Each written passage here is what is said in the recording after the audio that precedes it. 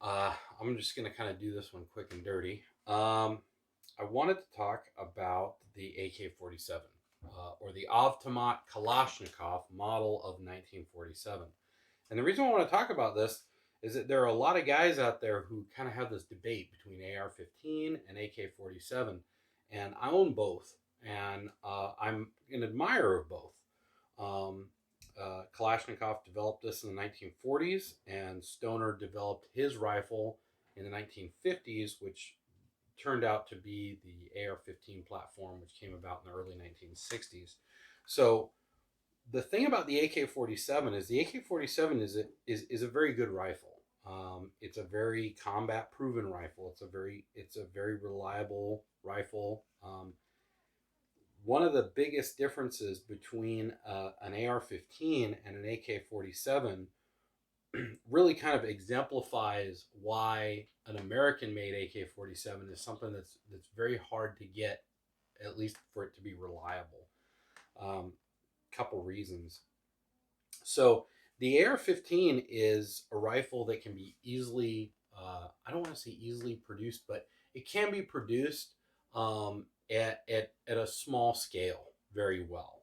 An AK-47 really cannot. An AK-47 is very conducive to mass production. The AK-47, there are a bunch of parts on it that are relatively easy to manufacture. The pressed metal stamping, the some of the components that are investment casts, like the trigger and the hammer. Those can be relatively easy to manufacture. The main things, though, that are not, and this is actually a much more modern AK-47. This is the in the 100 series. It's a 7.62 by 39. This particular one is made by Iveshk in Russia. This is a real AK-47 made in Russia. Some of the components that are actually very hard to manufacture on a small scale, but not very hard to manufacture on a large scale, are some of the forged parts. So that's what I'm going to talk about. I want to talk to you about let me set this aside. I want to talk to you about three parts of the AK-47 that really cannot be produced in America very easily, mainly because they have to be very mass produced for it to be cost effective. And this is one of the main reasons why you're not going to get a good AK-47 for under $1,000, because these rifles, you have to buy a lot of these parts in order to make them cost effective.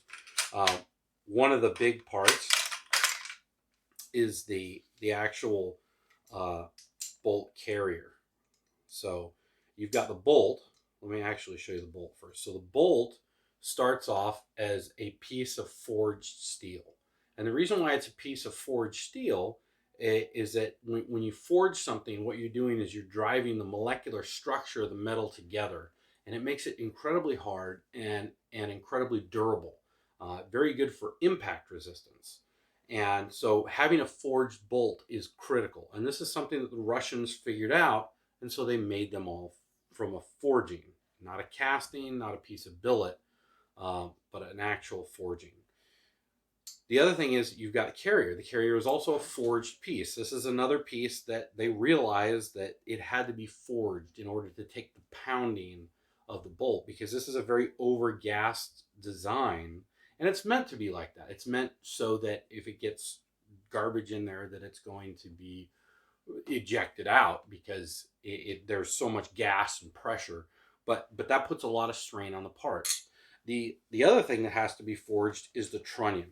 Now, the trunnion is the thing that attaches the barrel to the sheet metal stamped receiver.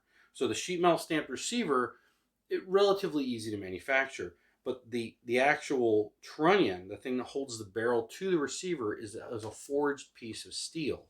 And when you forge something, what you're doing is you're basically taking two dies and you put hot metal in there and you smash them together with several tons of force, and that drives the molecular structure of the metal together.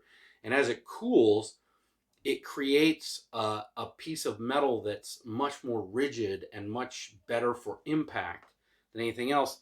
And then they do some machining to it. I mean, it's not done. They have to actually machine it out.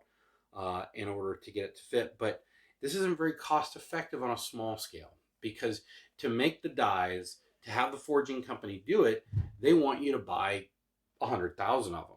And that's not something that's very easy in the United States to do, because there just isn't that much of a demand for AK-47s. So after the Cold War, when the Iron Curtain fell and AKs started coming onto the market, a lot of those were surplus. They've been sitting around a warehouse for a long time. And so these countries were just unloading them. And that's why you could get an AK-47 for $200, $300, $400.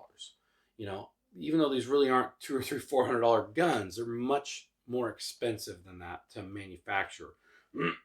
So now that that supply is dried up, because of legal reasons, there are a bunch of reasons why. Now that that supply is dried up, we have to make them ourselves. And some of the parts, easy to manufacture. Pressed steel, very simple. We can make very good barrels in the United States.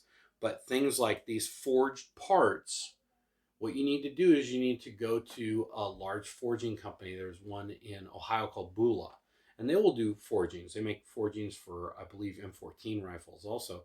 But you know, you have to buy 10,000 of them at a time to get a forging. And so what that does is it makes companies that want to make AK-47s look elsewhere for parts. And there are two other ways you can do it. You can do a casting, which is like a lost wax casting, which is cheap and not very impact resistant. And it might work for a little while, but that's going to break off. And you know, you're not going to have a rifle that really lasts. The other thing that they'll do is they'll machine it out of billet. And a billet material is better than casting, but it just cannot hold up to the repeated pounding of an AK-47. So an AK-47 is a great rifle, but if you're not willing to spend $1,000 for a good one, and that's entry level, then I would look at an AR-15 platform. AR-15s are phenomenal rifles. I mean, I like AKs. You know, if I lived in Russia, I would be an AK guy.